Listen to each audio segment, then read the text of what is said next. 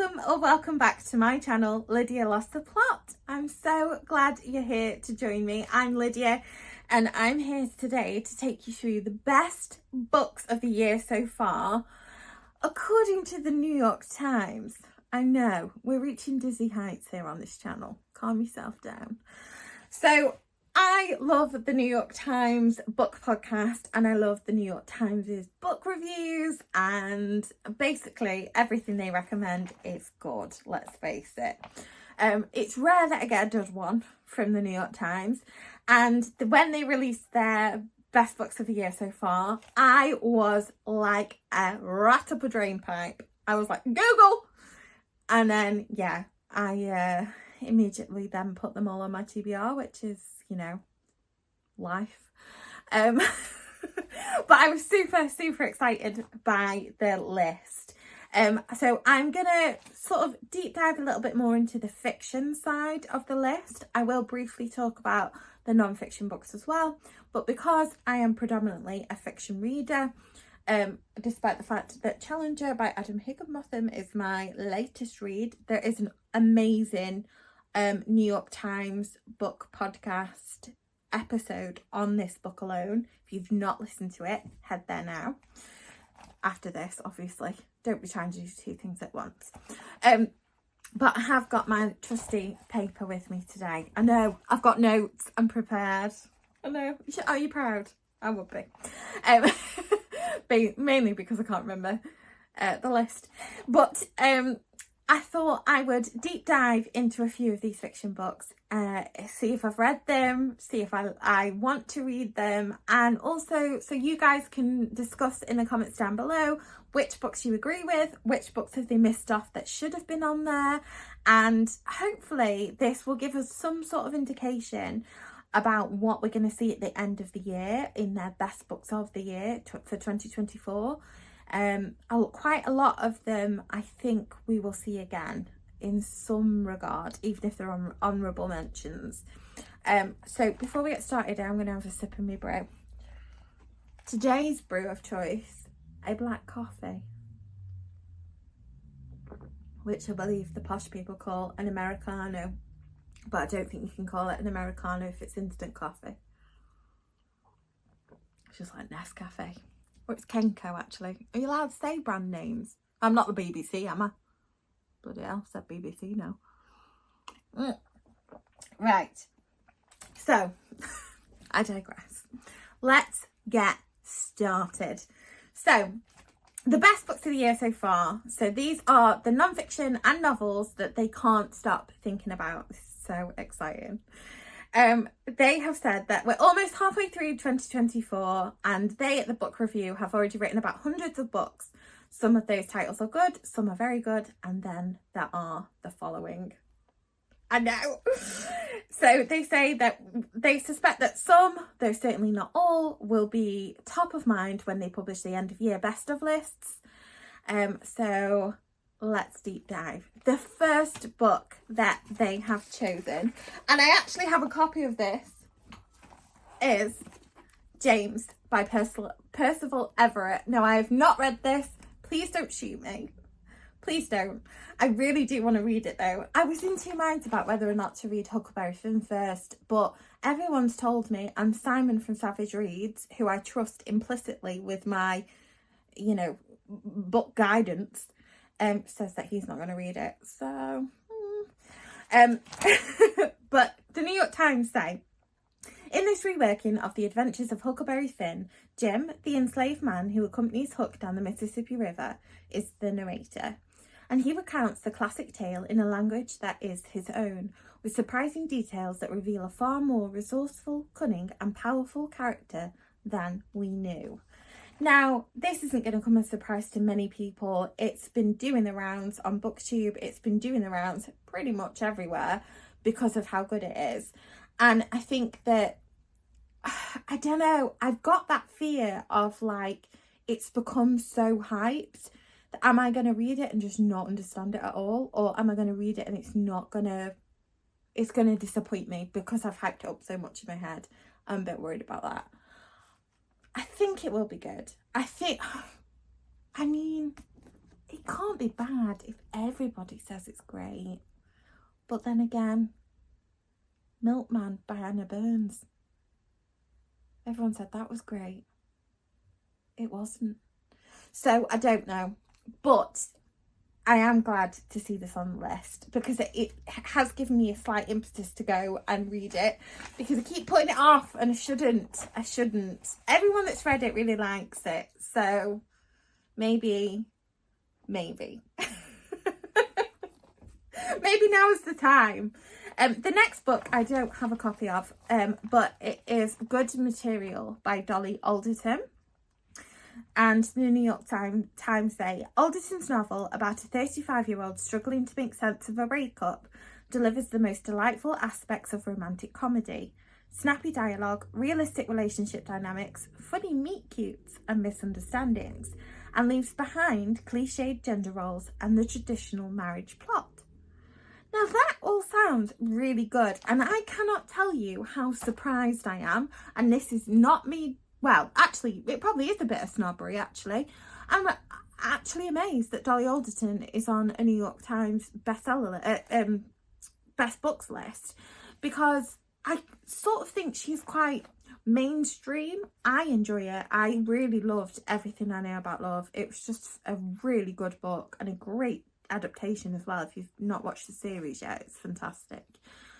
But it's not something that I would expect to see on this list. And you know what? I am all for it. Let's get romantic comedies back in the zeitgeist, because you know what? One of my favourite books of last year was Romantic Comedy by Curtis Sittenfeld.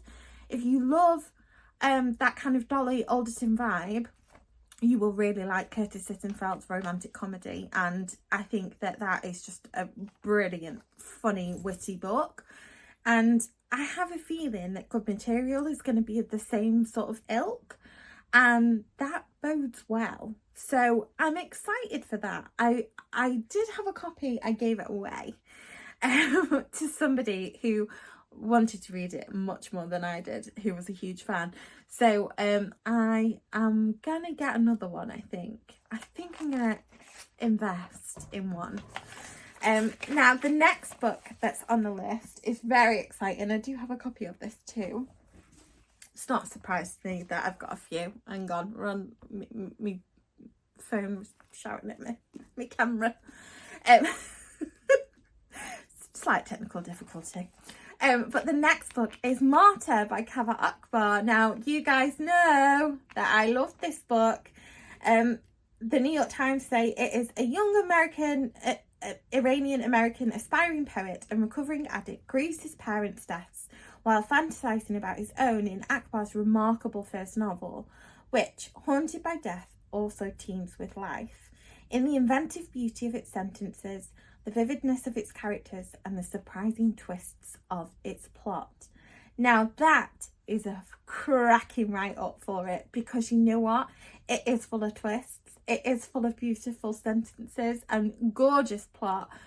But it's just phenomenal. It's so funny, so macabre, but also poignant and nuanced. And it's just brilliant. Cyrus, the main character in it, I could just put him on a cracker. He's just so amazing. And I think for this to be a debut novel, like, some people have too much talent. Do you know what I mean? Like, it makes me hate him. It makes me hate Kaveh Akbar just a little bit, just because he's too good. And some people are show-offs. You know what I mean? Like, do you have to really be that good? But I am so pleased that this has made the list. I'm hoping it sticks through and makes the end of year list, because it is so good and I want more people to read it. It's also on the Waterstones Debut Fiction Prize list, so super exciting. So I'm happy that that's on there, and one I've read as well. Not just one I've got, but one I've read. So we're doing well. We're doing well, let me tell you. Okay. And next up, this was another big surprise for me as well, was The Hunter by Tanya French. For Tanya French fans, every one of the thriller's writer's twisty, ingenious books is an event. this one, a sequel to The Searcher, once again sees the retired Chicago cop Cal Hooper, a perennial outsider in the Irish West Country hamlet of I'm not gonna not be able to say this word, but I'm gonna try. Ardnacklety? Somebody in the comments tell me how you say that. Caught up in the crimes, seen and unseen, that eat at the seemingly picturesque village. Now, first of all, I'm going to have to learn how to say that word if we're going to be reading it. But also, it's a sequel. Not only is it a thriller, which dead impressed that we've got some genre fiction on here, liking it, want to see more. But also, for the fact that it's a sequel, how good was the first one? Do you know what I mean? Like, it's got to be pretty decent for a sequel to make it, because I know a lot of people disagree, especially with prize lists. This isn't a prize, but especially with prize lists when there is a sequel on there, because it's like not really fair, because you have to have kind of read the other ones to get the full effect. But there's something about crime novels and thriller novels where I feel like you can read them out of order. I know that I've read Steve Kavanaugh's Eddie Flynn series completely in the wrong order. I don't think I've read one in the order it should have been in. And they've all made sense. And they're all very good. So maybe it's a case of that. Maybe it'll be absolutely fine to read alone. But I sort of will have, I'm going to have to read the first one first. I can't do it. I can't read a sequel on its own. I can't. So I think it's good. I think it's nice to see some genre fiction on there, but it will mean that I'll have to read both. Is this a problem? No, not at all. The next book is another bloody sequel, honestly. So it is Wandering Stars by Tommy Orange. And it says, New York Times say, this follow-up to Orange's debut, There, is part prequel and part sequel. It's bloody prequel and a sequel. Give me a chance. It trails the young survivor of the 19th century massacre of Native Americans, chronicling not just his harsh fate, but those of his descendants. In its second half, the novel enters 21st century Oakland, following the family in the aftermath of a shooting. Okay, so we're talking deep, deep stuff here. Now, I have not read There by Tommy Orange, but it is a book that I am really, really thinking about purchasing. I have it on my shelf at work. So at work, we get to reserve certain books for ourselves if we think, oh, well, you know, we'll get that. But we have a time limit on it, so then you do have to actually read them. You have to like buy them and read them within a certain amount of time. And that is one of the ones that is going out of date soon. And now I'm thinking, do I get there and read that? Do I do The Searcher by Tanya French and Wandering Stars by Tommy and There by Tommy Orange, just so I can read the full list? This is a lot. However, I've heard great things about Tommy Orange. I've heard so many things about There and how great it is and how phenomenal a debut it was. So I'm thinking maybe let's get the ball rolling with the Tommy Orange. Now, next up is a book that I am super excited to see on the list, and that is Headshot by Rita Bullwinkel. I know, I'm not going to say I called it.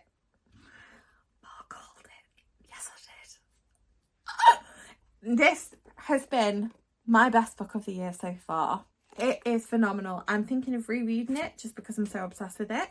I know reading it again when I've got so many other ones is a bit counterproductive, but I loved it so much. It's phenomenal. Now, the New York Times say, set at a women's boxing tournament in Reno, Nevada, this novel centres on 8 contestants and the fights, physical and emotional, they bring to the ring. As our critic wrote, the story's impact lasts a long time, like a sharp fist to your shoulder. Oh, so of course you can't help but put in the boxing puns when you review this book, but it's so good. If you haven't already watched my best books of the year so far video, head to that video next, because I sort of do a deep dive waxing lyrical about how much I love this book, and I won't bore you with it again. But if you want to know more of my thoughts on this book, then you can head to that video next, because I do go into detail about it a bit more. But I love this book. There are some fantastic characters. It's a brilliant premise.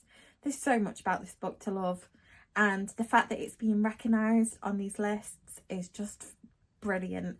This is the kind of writing that I want to read all of the time. This is the kind of writing that is breaking boundaries, that is pushing limits, and that is going to make you realise just how bloody difficult it is to get a good novel. Because this is top tier. I loved it, and I'm so glad that the New York Times have recognised this. So next up is Beautyland by Marie-Helene Bertino. So I haven't got a copy of this either, but in 1970s Philadelphia, an alien girl, Brill, sent to Earth before she's born, communicates with her fellow life forms via fax as she helps gather intel about whether our planet is habitable. This funny, sad novel follows the girl and her single mother as they find the means to persevere. Bonkers. Absolutely bonkers. Will I be reading it? Yes. Heck yes, I will. I love a little bit of sci-fi, a little bit of literary, just mix all together, create a little melting pot of just bonkersness. Yes, I'm here for it. Love the fact that she communicates via fax. It's giving me E.T. vibes. Let's just say that, phone home.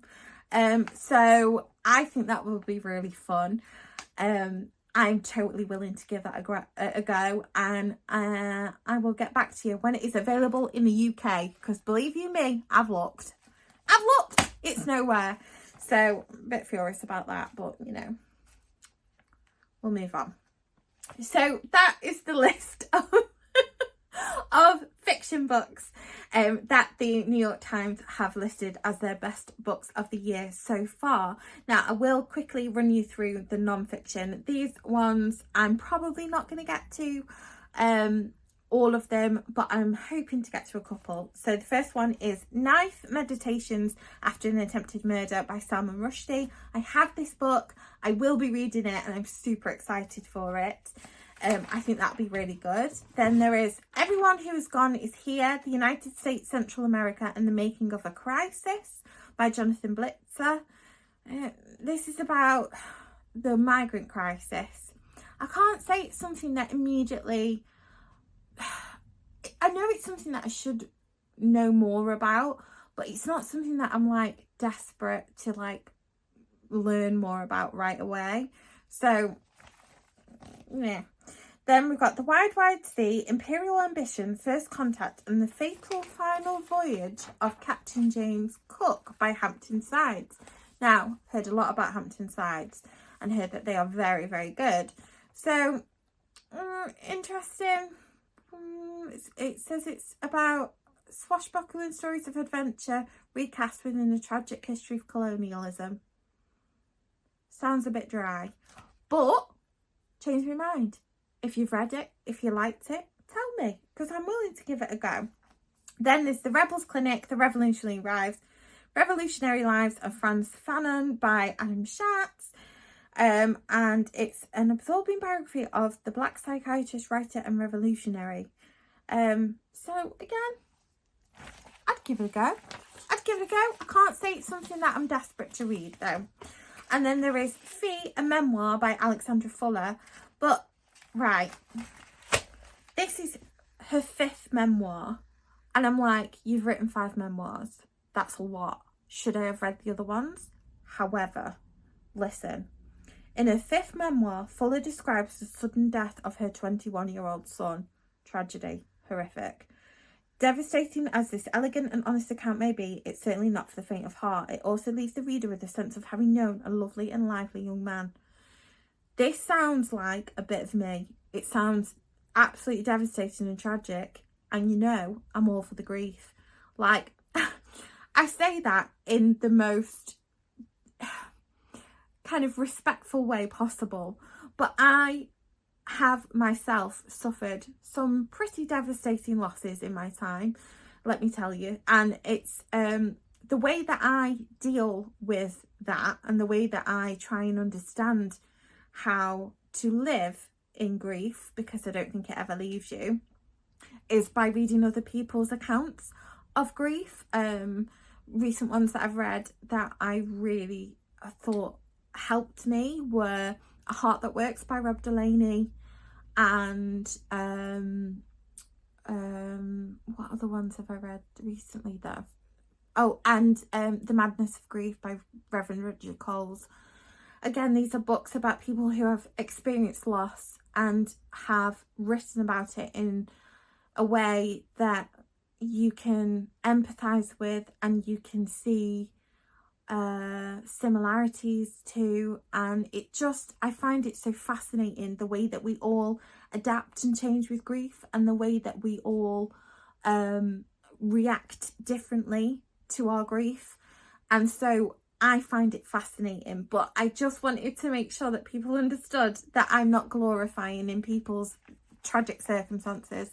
I know it's horrific and it's horrible, but we make art out of the worst things in our lives, and the art that comes out of those things can sometimes be a testament to the person we lost. And this sounds like one of those books, so it's definitely going on my list. And I think it'll be an interesting one to delve into. And again, it's going to be one of those books that you have to get to with your mind on straight. Do you know what I mean? You've got to be ready for it, because if you've not, it's going to be difficult. But that concludes the New York Times Best Books of the Year so far. I think they've done a brilliant job. I'm very surprised by the amount of sequels that we've seen on the lists. I'm very surprised by the fact that we've seen some genre fiction be picked. I think as well, because Gilbert Cruz is the editor, if you follow him or anything like that, he loves a bit of genre fiction. He's a big horror fan, a big Stephen King fan. So I feel like his influence has definitely not moved the New York Times away from literary fiction or literary novels, but it has opened up their remit for a lot more genre fiction and genre authors, which I thoroughly enjoy. So it's nice to see that. I have to get my arse into gear and actually read James, don't I? Let's face it, everybody's telling me to do it, including the New York Times. So I definitely want to get to that. I'm really glad to see Martyr and Headshot on there. They are both books that I've read this year and thoroughly enjoyed. And I think we might be having to do a couple of sequels. So that's going to happen soon. But what do you think of the list? Please do let me know in the comments down below. What has been missed that should have been on there? What do you absolutely love? What books have you read off the list? And what books are you going to read off the list? Please let me know, because it will help me to figure out which ones I should get and make me feel not so bad for having not read that many. But I hope that this video has found you well. I hope you've enjoyed Losing the Plot today, and I will speak to you all soon. Bye bye.